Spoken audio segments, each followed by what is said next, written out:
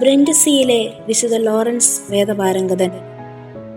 Latin, Hebrew, Greek, German, Spanish, French എന്നീ ഭാഷകൾ സരസമായി കൈകാര്യം ചെയ്യാൻ കഴിഞ്ഞിരുന്ന ഒരു കപ്പുച്ചിൻ വൈദികനാണ് ലോറൻസ്. അദ്ദേഹം 1559 ജൂലൈ 22 ഇറ്റലിയിൽ ബ്രിൻഡിസിയിൽ എന്ന സ്ഥലത്ത് ജനിച്ചു.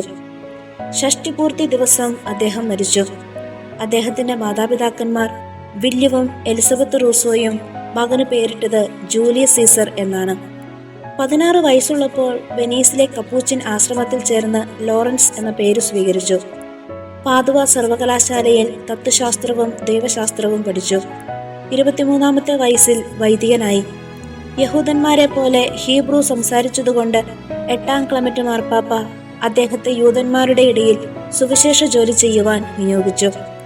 അദ്ദേഹത്തിന്റെ വിശുദ്ധ ഗ്രന്ഥ വിജ്ഞാനം അനാദൃശ്യമായിരുന്നു. 1956 കപ്പുച്ചിൻ സഭ അദ്ദേഹത്തിന്റെ ഗ്രന്ഥങ്ങൾ 15 വോളിയമായി പ്രസിദ്ധം ചെയ്തിട്ടുണ്ട്. 31-ാമത്തെ വയസ്സിൽ ഫാദർ ലോറൻസ് ടസ്കനിയിലെ പ്രൊവിൻഷ്യലും 1602 കപ്പൂച്ചിൻ സഭയുടെ മിനിസ്റ്റർ ജനറലുമായി. 3 കൊല്ലം കഴിഞ്ഞ് അദ്ദേഹത്തെ വീണ്ടും തിരഞ്ഞെടുക്കാൻ തുടങ്ങിയപ്പോൾ ആ സ്ഥാനം അദ്ദേഹം പാടെ നിഷേധിച്ചു. 1571 ലെപ്പാന്റോ യുദ്ധത്തിന് ശേഷം തുർക്കികളൊന്ന് ഒതുങ്ങിയെങ്കിലും സുൽത്താൻ മുഹമ്മദ് തൃതീയൻ ഹംഗറിയുടെ കുറേ ഭാഗം പിടിച്ചടക്കുകയുണ്ടായി.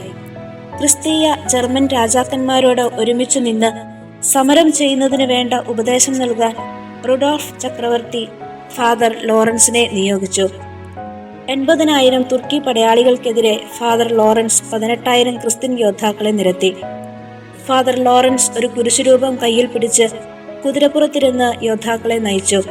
സ്റ്റുൾവെയ്സൻബർഗിൽ വെച്ച് സൈന്യങ്ങൾ ഏറ്റുമുട്ടി. തുർക്കികൾ പലായനം ചെയ്തു. ജർമ്മനിയിൽ ഫാദർ ലോറൻസിന് ധാരാളം മാനസാന്തരങ്ങൾ നേടാൻ കഴിഞ്ഞു. സ്വദേശമായ നേപ്പിൾസിലെ ഒരു തർക്കം തീർക്കാൻ ഫാദർ ലോറൻസ് പേപ്പൽ പ്രതിനിധിയായി ലിസ്ബണിലേക്ക് പോകുകയുണ്ടായി. അവിടെ വെച്ച് മൃതികരമായ രോഗം പിടിപെടുകയും 1619 ജൂലൈ 22 ദിവംഗതനാകുകയും ചെയ്തു.